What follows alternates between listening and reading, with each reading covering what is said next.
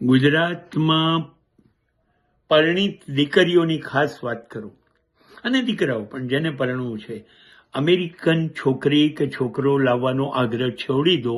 અહીંયા 100% છેતરપિંડી થશે.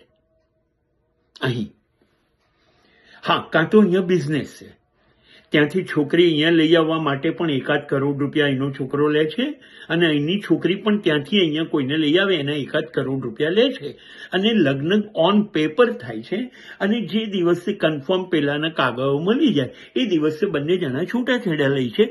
આ અહીંના યુવાનોનો બિઝનેસ છે.